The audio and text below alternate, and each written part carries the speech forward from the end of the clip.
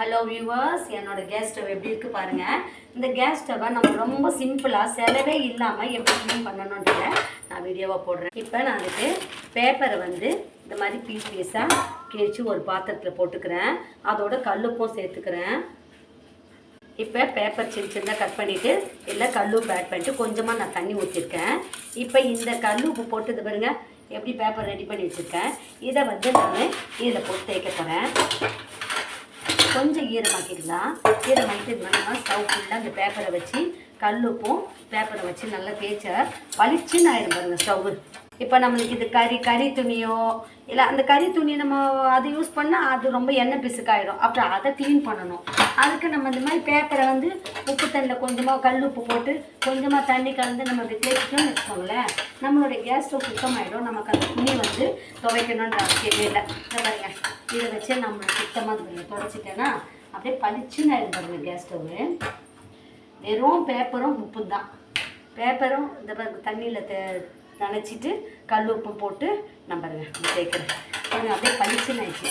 இப்போ இதை நம்ம என்ன பண்ணணும், ஒரு காஞ்ச பேப்பர் வச்சு தொடச்சிடணும். நம்மளுடைய ஸ்டவ் ரொம்ப சுத்தமாயிடும்.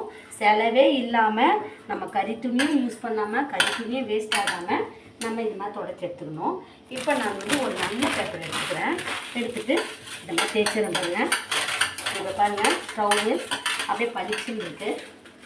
இந்த மாதிரி நியூஸ் பேப்பர் நம்ம வேஸ்ட்டுன்னு சொல்லிட்டு தூக்கி போடாமல் இதை அப்படி பத்திரமா வச்சுட்டு நம்ம இந்த மாதிரி வேலைகளுக்கு யூஸ் பண்ணால் நம்மளுடைய வேலைகளும் மிச்சமாகும். இப்போ கறி துணி துவைக்கிற வேலை மிச்சமாச்சு பார்த்தீங்களா பாருங்கள். நம்ம பளிச்சுன்னு வச்சாலும் நியூஸ் பேப்பர் வச்சு தொடச்சி வச்சுக்கோங்களேன், ஸ்டவ்லாம் பளிச்சுன்னு ஆகிடும். உங்களுக்கு இந்த டிப்ஸ் பிடிச்சிருந்ததுன்னா சேனலை லைக் பண்ணுங்கள், ஷேர் பண்ணுங்கள், சப்ஸ்கிரைப் பண்ணுங்கள். நீங்களும் இந்த மாதிரி சிம்பிள் மெத்தடாக கேஸ் ஸ்டவ்வை ரெடி பண்ணிக்கோங்க, சுத்தம் பண்ணிக்கோங்க. ஒரே செகண்ட் தான், ரொம்ப நேரமே எடுத்துக்காது. இதுக்கு ஒரே ஒரு அரை நியூஸ் பேப்பரே போடும். பாருங்க, இப்போ நம்ம கறி துணி யூஸ் பண்ணால் அதை வேற கழுவணும், அது எண்ணெய் பிசுக்காக இருக்கும். பாருங்கள் எவ்வளோ அழகாக இருக்குது பாருங்கள். கேஸ் ஸ்டவ் பளிச்சுன்னு ஆயிடுச்சு பாருங்கள்.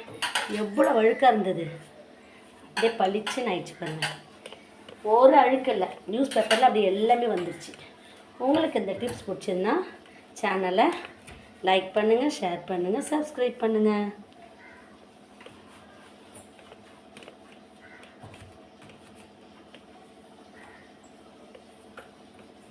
எவ்வளோ அழுக்காக இருந்தது.